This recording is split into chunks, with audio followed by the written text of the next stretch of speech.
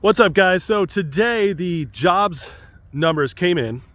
The unemployment somehow went down, despite the fact that the numbers came in 20,000 less than expected in growth for the country. It was expected to be around 160, came in around 140,000 for the report. So unemployment went down to 4.2 because of job participation rate. But I told you guys yesterday, layoffs are at highest in 15 years. We have the jobs being revised back July, June, majorly revised down. That's 11 of the 15 past job reports revised down. So this is worst case scenario for the stock market. Absolute worst case scenario. Why? Because the jobs numbers were not bad enough to trigger higher rate cuts. The stock market wants like 75 plus. They are not getting that. They're going to get 50 if they're lucky. I think it could still be 25 because Powell wants to proceed cautiously, but we'll see. They might get their 50. But here's the deal. The stock market is tanking. Dow's down 300 right now. NASDAQ's down almost 400. S&P's down almost a full percent. S&P is currently having its worst week in a year. The entire market is having an awful week, and this is just the beginning of September.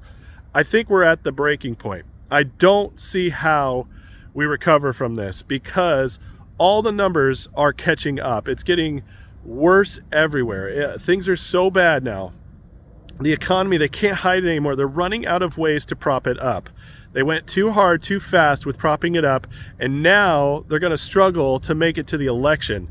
This is absolutely awful for Biden and Kamala Harris. It's terrible, which is good.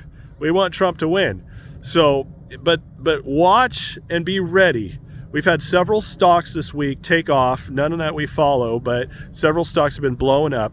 The volatility is starting to chase people out. They're going to start running for cover. We see Bitcoin is tanking right now. Oil is tanking. This is a very dangerous time for them, for hedge funds and other places where it's supposed to be safe places, but they're going to be moving their money around and volatility is increasing. I really would be shocked if we start seeing a turnaround in the market this month. I think this is going to be worse in April. I think things are starting to break. And if we get bad news from Japan on the yen and that carry trade keeps unwinding anymore, watch out, folks. It's going to get nuts.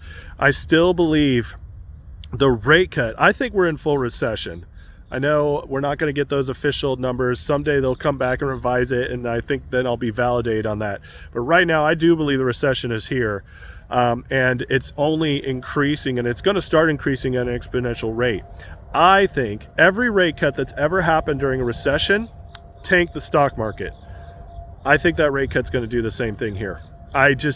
There might be a little bounce right before or right after, but then it's going to go way down. So that's my prediction based on what I'm seeing. But I'm telling you right now, the jobs data this week could not have been worse for the stock market unless it'd been just like a complete cratering whole 1%, 2% drop, which, almost never happens historically. So, but this right here, this in-between phase is not what the stock market wanted, because now they're not going to get the rate cut they wanted. And they're also seeing that the economy is a mess. So buckle up, guys. We might be here. I think between now and the election, the economy and the stock market are going to be awful. But we'll see. That's what it looks like. All right. I'll talk to you guys later.